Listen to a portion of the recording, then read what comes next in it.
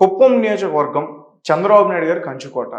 ఇప్పటివరకు ఆయన గెలుస్తూ వచ్చారు. అలాంటి నియోజకవర్గంలో నగరి ఎమ్మెల్యే అంటే ఇప్పుడు నగర్ నుంచి ఆమె గెలవడం కష్టం. అక్కడ ఆమె మారుస్తున్నారని చెప్పి కూడా మనం విన్నాం. అలాంటి రోజా గారిని తీసుకొచ్చి కుప్పంలో చంద్రబాబు నాయుడు గారి పైన పోటీ చేయడానికి రెడీ చేస్తున్నారని చెప్పేసి ఒక వార్త వెలుగులోకి వచ్చింది. మరి ఒకవేళ పోటీ చేస్తే గెలుస్తదంటారా ఆమె? బెంగుళూరు పబ్‌లో ఎక్కడో డాన్సులు వేస్తుందని చూశాను. హ్మ్. బెంగుళూరు పబ్ కాదా అది? కుప్పం పబ్‌లో డాన్సులా? మంత్రి గారు హ్మ్. రోజా నిన్న మొన్న ఈరోజు పేపర్‌లో కూడా చూసినట్టు గుర్తు మీడియాలో. ఆ! ఆమెను తీసుకొచ్చి కుప్పంలో పెడితే 1,00,000 మెజారిటీ అంటే ఆయనకి ఎక్కడొచ్చుదా అనుకున్నా నేను. వాళ్ళ టాస్క్ చంద్రబాబు నాయుడు ఈ రేపటి ఎన్నికల్లో 1,00,000 మెజారిటీతో గెలవాలని పెట్టుకున్నారు తెలుగుదేశం తరఫున. యాక్చువల్‌గా ఎప్పుడు బంపర్ మెజారిటీలు వస్తాయి. వరుస పెట్టి ఆయన 8 సార్లు ఏమో గెలిచినట్టున్నారు కుప్పంలో. రేపటిది 9వ ఎన్నికో 10వ ఎన్నికో.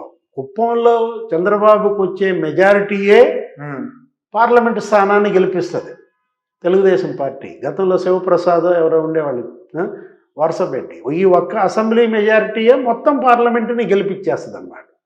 అంత డంపింగ్ మెజారిటీలు చంద్రబాబుకు కుప్పంలో వస్తాయి. ఇప్పుడు కుప్పం పబ్లో ఈమె వెళ్ళి డ్యాన్స్ చేస్తే ఏమవుతుంది? ఇప్పుడు అది కాదు కదా. చంద్రబాబు మీద పోటీకి నిలబెట్టే వాళ్ళని కొంచెం సరైన వ్యక్తిని ఎంపిక చేసుకోవాలి. గతంలో ఎవరో రిటైర్డ్ ఐఏఎస్లు వాళ్ళని పెట్టారంటే అర్థం ఉంది, కానీ రోజాని తీసుకొచ్చి అక్కడ ఆయన మీద పోటీ పెడితే అది పోటీ ఎట్లా అవుతుంది? ఆయనకే 1,00,000 మెజారిటీ ఇంట్లో కూర్చుంటే వచ్చేస్తుంది అన్నమాట. ఓకే, ఒక రకంగా రోజాని అక్కడ పెట్టడం ద్వారా చంద్రబాబుని 1,00,000 మెజార్టీతో గెలిపిస్తున్నట్టుగా మనం చూడాలి. రోజా అసలు నగరంలో టికెట్ ఉంటుందా ఆమెకి? తీవ్రమైనటువంటి వ్యతిరేకత. ఎవరైతే చంద్రబాబు తెలుగుదేశం పార్టీ పైన దూషణలు చేశారో, అసభ్య పదజాలాలు వాడారో వాళ్ళందరూ ఇవాళ ప్రజల దృష్టిలో, జనం దృష్టిలో దోషులుగా మిగిలిన పరిస్థితుల్లో ఆ తీవ్ర వ్యతిరేకత చూసి వాళ్ళకి తన టికెట్లు నిరాకరిస్తున్నాడు. ఇప్పుడు పేర్ని నానికి టికెట్ ఎందుకు ఇవ్వలేదు? వాళ్ళ కొడుకు ఎందుకు ఇచ్చాడు? పేర్ని నాని నోటి దురుసుతనం. జనసేనాని ఇప్పుడు ఆ పవన్ కళ్యాణ్ మీద ఈ తీవ్రంగా ధ్వజం ఎత్తాడు. ఇక పవన్ని తిట్టడమే పని ఎవరికి? పేర్ని నానికి. దానికోసమే ఆయనకి మంత్రి పదవి ఇచ్చినట్టుగా. చంద్రబాబుని తిట్టడమే పని రోజాకి, కొడాల నానికి, వీళ్ళందరికీ. దానికోసం వీళ్ళకి మంత్రి పదవులు ఇచ్చినట్టుగా మన ప్రజల్లో చూసాం. ఎంత తీవ్ర వ్యతిరేకత ఉందో. ఎంత అంటే మంచి వాళ్ళు చెప్పాలి. వాళ్ళ పోర్ట్ఫోలియోలో సాధించిన అభివృద్ధి మీద వీళ్ళు ఏనాడన్నా ప్రెస్ మీట్ పెట్టారా? ఇప్పుడు ఈమె పర్యాటక శాఖ మంత్రి. పర్యాటక శాఖ మంత్రిగా నేను ఇన్ని పెట్టుబడులు తెచ్చాను, ఇంత ఆదాయం పెంచాను. పర్యాటక శాఖ 2014లో ఎలా ఉంది, 2019లో చంద్రబాబు హయాంలో ఇలా జరిగింది, ఇప్పుడు ఈ 5 ఏళ్లలో మేము ఇంత అభివృద్ధి చూపించాం. టూరిజం డెవలప్మెంట్ గురించి, టూరిజం రివ్యూ మీద ఆమె ఏ రోజన్నా ప్రెస్ మీట్ పెట్టి ఒక శ్వేతపత్రం లాగా ప్రోగ్రెస్ షీట్ ఏమైనా ఇచ్చిందా? అసలు ఆమె కాదు. ఏ పోర్ట్ఫోలియో కూడా వాళ్ళ అభివృద్ధి గురించి, వాళ్ళ మంత్రిత్వ శాఖల గురించి ప్రజలకు తెలియజెప్పడం మానేసి తెలుగుదేశం పార్టీని తిట్టడం, చంద్రబాబు మీద వ్యక్తిగత నిందలకే వీళ్ళు పరిమితం అయిపోయి వీళ్ళ గొయ్యి వీళ్ళు తవ్వుకున్నారు. వాళ్ళు చేసినటువంటి తప్పుల్లో, అనేక తప్పుల్లో ఇదొక తప్పు అన్నమాట. ఓకే, వీళ్ళ టైం అంతా వేస్ట్ చేసుకున్నారు, వీళ్ళ ఎనర్జీస్ అంతా కూడా వేస్ట్ చేసుకున్నారు. ముఖ్యంగా పేరును పోగొట్టుకున్నారు. పార్టీ గాలిబొడగ్గా మారిందంటే కారణం ఇదే. ఏది అద్భుతమైనటువంటి మ్యాండేట్ వీళ్ళకి ఇచ్చినప్పుడు 151 సీట్లతో ఆ రోజు ప్రమాణ స్వీకారం చేస్తూ జగన్మోహన్ రెడ్డి ఏమన్నాడు? మా నాన్న ఫోటో మీ గోడకుంటుంది ఇళ్లల్లో, ఆ ఫోటో పక్కన నా ఫోటో పెట్టాలన్నాడు. ఈయన ఫోటో పెట్టడం దేవుడు ఎరుగు, ఇతని తండ్రి అని చెప్పి ఆయన ఫోటో పీకేసే పరిస్థితి వచ్చింది. ఓకే, అంటే దురదృష్ట పరిణామాలు ఎలా తన్నుకొస్తున్నాయి అనేది మనం చూసినట్లయితే రాజశేఖర్ రెడ్డి వీరాభిమానులే ఇవాళ జగన్మోహన్ రెడ్డికి దూరం అయ్యారు. వీళ్ళంతా కూడా అదే కదా. ఏది ఇప్పుడు కోటగిరి ఆయన ఉన్నాడు, కోటంరెడ్డి శ్రీధర్ రెడ్డి. అవును, ఎంత అభిమాని, ఆ కుటుంబానికి ఎంత భక్తుడు. ఆ కోటమిరెడ్డి శ్రీధర్ రెడ్డిని దూరం చేసుకున్నదేమో మీరు కాదా? ఇవాళ అతను మీ మీద ధ్వజం ఎత్తుతున్నాడు, దుమ్మెత్తి పోస్తున్నాడు. కారణం ఏంటి? ఇదంతా కూడా మీరు చేతులారా చేసుకున్నదే కదా. ఆనం రామనారాయణ రెడ్డిని మేకపాటి చంద్రశేఖర్ రెడ్డి నీ కోసం రాజీనామా చేసినటువంటి మేకపాటి చంద్రశేఖర్ రెడ్డి వాళ్ళు నిన్ను వదిలిపెడుతున్నాడు.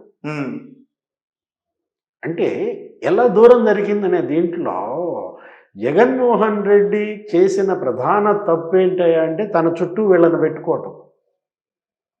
కొడాలి నాని, పేర్ని నాని, రోజా, వల్లభనేని వంశీ.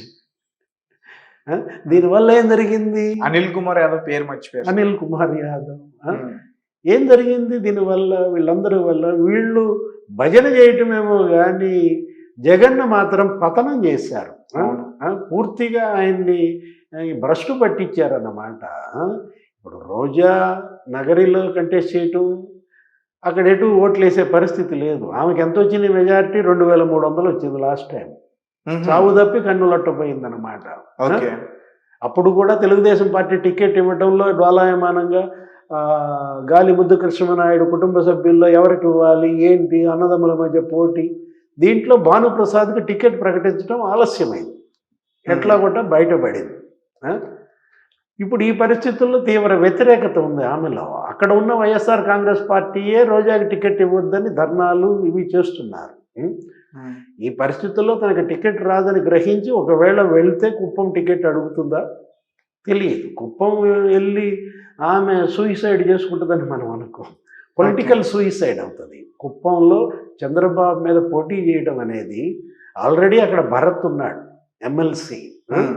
వాళ్ళ ఆధ్వర్యంలో పెద్దిరెడ్డి రామచంద్రారెడ్డి కుప్పం మీదే కాన్సన్ట్రేట్ చేశాడు. పెద్దిరెడ్డి రామచంద్రారెడ్డి ఇవాళ స్టేక్ హోల్డర్, వైఎస్ఆర్ కాంగ్రెస్ పార్టీలో ప్రధాన స్టేక్ హోల్డర్ అతనే.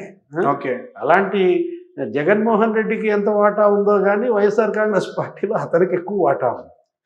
ఆయనకి 4 టికెట్లు అంట. మిథున్ రెడ్డి ఎంపీ, ఆయన ఒక ఎమ్మెల్యే, వాళ్ళ తమ్ముడు ఒక ఎమ్మెల్యే ఇప్పుడు పనిచేస్తున్నారు. ఇప్పుడు తను తప్పుకొని రాజ్యసభకి వెళ్ళి తన సీటు ఇంకో తమ్ముడికి ఇస్తున్నట్టున్నాడు. ఒక పెద్దిరెడ్డి కుటుంబంలోనే 4 టికెట్లు అన్నమాట. వ్యతిరేకత లేదా వాళ్ళ మీద? వాళ్ళంత బాగా పనికొస్తారా? వీళ్ళు పనికిరారా? పెద్దిరెడ్డి రామచంద్రారెడ్డి కుప్పం మీదే కాన్సన్ట్రేట్ చేసి అల్లకల్లోలం చేసి గత 5 ఏళ్లుగా కుప్పంలో జరిగిన పరిణామాలన్నిటికీ తప్పుడు కేసులు, అక్రమ నిర్బంధాలు మనం చూసాం. అక్కడ ఏ విధంగా తెలుగుదేశం పార్టీని టార్గెట్ చేశారో, హెరాస్ చేశారో. బాధితులు పెరిగిపోయినప్పుడు ఆ బాధితులంతా ఏకమవుతారు, వీళ్ళకి వ్యతిరేకంగా పనిచేస్తారు. జగన్ బాధితులంతా ఏకమయ్యారు. అవును, బాధితుల్ని పెంచుకోవటం జగన్ చేసినటువంటి ప్రధాన తప్పు. ఈ పరిస్థితుల్లో కుప్పంలో రోజా వేస్తే ఓడిచ్చేది పెద్దిరెడ్డి. ఎవరో కాదు, పెద్దిరెడ్డే దగ్గరుండి చంద్రబాబుని గెలిపించి రోజారింటికి పంపిస్తారు. Okay sir, so thank you so much sir. నమస్తే. సో గైస్, చూశారు కదా, మరి డివిఎస్ గారు మాట్లాడిన దానికి మీరేమనుకుంటున్నారు ఆ విషయాన్ని మాకు కామెంట్ రూపంలో తెలియపరచండి. Thank you for watching. Thank you so much.